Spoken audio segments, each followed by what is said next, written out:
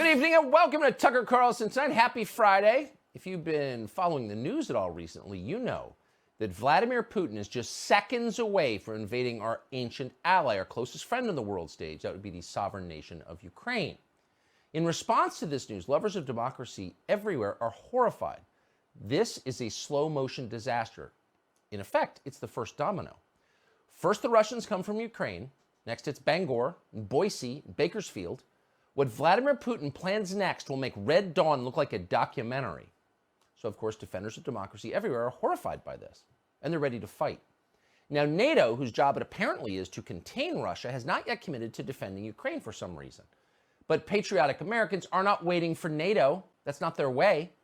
According to a piece in BuzzFeed, American citizens are joining the fight on their own. It's their Spanish Civil War. They're paying their way to Ukraine to defend the noble Ukrainian people against the dastardly Russian hordes on the frozen steppe. But strangely, and this is weird, we have no confirmation tonight that David Frum, Max Boot, and Liz Cheney have left yet for Kiev. And maybe they're still oiling their rifles and gathering their kit. Or maybe they've decided to man the cable news barricades. Just because they're technically behind the lines doesn't make their service less perilous or important. And someday they're all going to get medals for the sacrifices they're now making in CNN studios in New York City. And we plan to cover that ceremony live. But in the meantime, Joe Biden seems most worried of all. Joe Biden is so panicked about what's about to happen to Ukraine, he makes Bill Kristol seem understated and restrained. And that's not really surprising because Joe Biden's the president of the United States. He's got access to all the latest intel. It's delivered to him daily by the Weapons of Mass Destruction Division at CIA. Those guys are on it. This week, Biden got so concerned after reading what the CIA delivered him. He's so worried about what's about to happen to Ukraine that Joe Biden called the president of Ukraine to warn him about his fate. And then someone in the intel community leaked the transcript of that call to CNN, not for the first time. Here it is. We have breaking news for you in our world lead. A senior Ukrainian official tells CNN that today's phone call between President Biden and Ukrainian President Volodymyr Zelensky, quote, did not go well. Our source tells CNN that the two disagreed about the immediacy of the threat of a Russian attack on Ukraine. The White House and Pentagon have been emphatic that they believe an attack could be imminent. We should note the White House just released its own readout of that call, and there was no mention of President Biden's warnings or the two presidents' disagreements. Whoa! First, we should note that CNN is perfectly capable of taking spin-filled propaganda calls from agents of the Ukrainian government, but you can't talk to Russia because that's treason. But here's the headline. It looks like there is daylight between the world's two closest leaders, brothers, really. And that suggests there might be a breach in the unbreakable bond forged over centuries between Ukraine and the United States. Listen to this from CNN's Natasha Bertrand. She did this reporting, quote, per a senior Ukrainian official, Biden told President Zelensky that a Russian invasion of Ukraine is now virtually certain and that Kiev could be sacked. Prepare for impact, Biden reportedly said. President Zelensky disagreed, and as I reported, asked him to tone down the rhetoric. What? Joe Biden is more worried about Russia than the president of Ukraine is? It looks that way.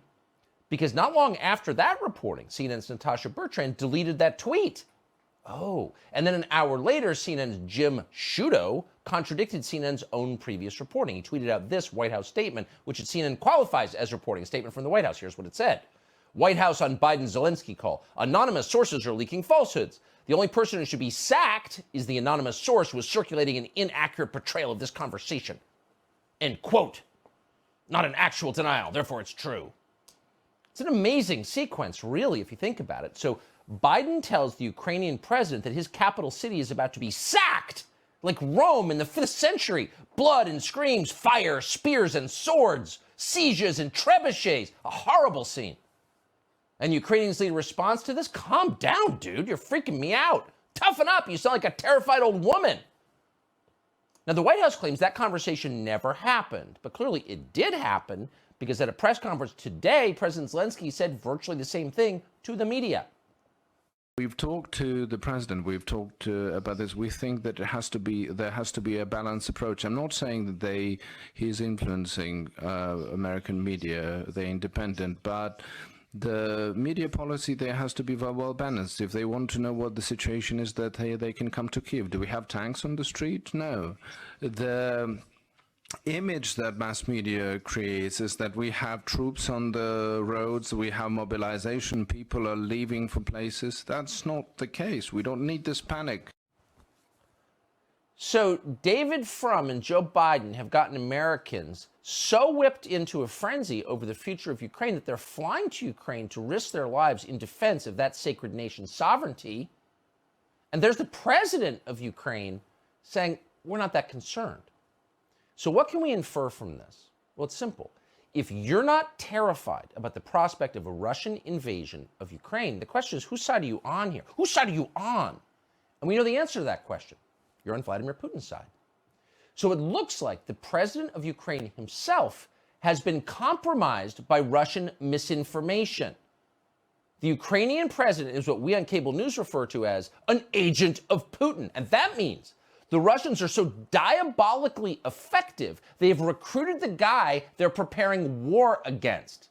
How clever is that? It would take a Slavic mind to pull that off. And by the way, yes, we are calling the president of Ukraine an agent of Putin, but we're not judging him. In fact, we can relate, we can empathize, because as you know, if you watch the media, we're agents of Putin too.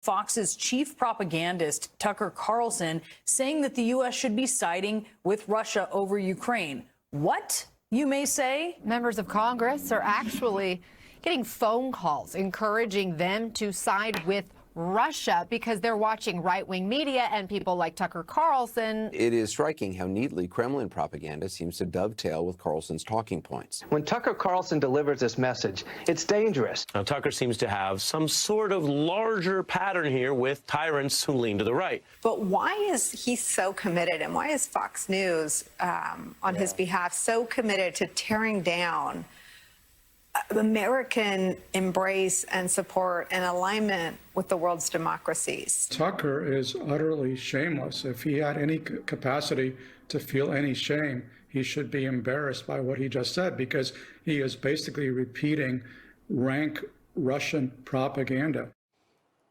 Mr. Max Boot, ladies and gentlemen, in his final domestic television appearance before he heads to Ukraine to defend that nation himself, its territorial integrity from the aggression of Vladimir Putin. Watch him while you can. But let's be clear about what the terms are. In the United States, and this does not apply to Ukraine, where they have probably a more sane view of it, or maybe just more Russian influence view of it, but in the United States, if you raise any questions about the wisdom of siding in a war in Eastern Europe with one country over another, you are, by definition, an agent of the single greatest threat to democracy on this globe, Mr. Vladimir Putin himself. You're treasonous. Congressman Tom Malinowski of New Jersey is claiming that viewers of this show, Russian Robots to a Man, reached out to his office and did something horrifying, something that probably should be illegal. They said maybe we shouldn't go to war over Ukraine.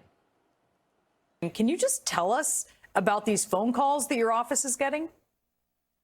Yeah, sure. It really started yesterday. I was in my district office in New Jersey, and phones were ringing, and my district director came to me and said, I just spent an hour on the phone with like 4 people telling me that they'd watched Tucker Carlson last night, and why are we going to be going to war for Ukraine? Russia's making reasonable proposals for peace, and we should just do what Russia wants. Yeah. Now, a lot of people have said Tom Malinowski, is not the sharpest knife in the drawer, right? Even by the standards of New Jersey. However, he makes a really good point. There are people out there who look around and decide maybe, I don't know, homelessness, close to 1 million people living on the street in the United States, 100,000 Americans dying of drug ODs, inflation, the fact our schools haven't taught anything in over 2 years. Maybe these are more important concerns than the territorial integrity of a country we can't find on a map. Maybe our own territorial integrity is more important than Ukraine's. And the question, as Congressman Malinowski raises, is why would they ever think that? Where would they get the idea that their stupid parochial domestic concerns are more important than Ukraine's eastern border? And the answer, of course, is Vladimir Putin. They've obviously fallen for the Russian propaganda. That would be us.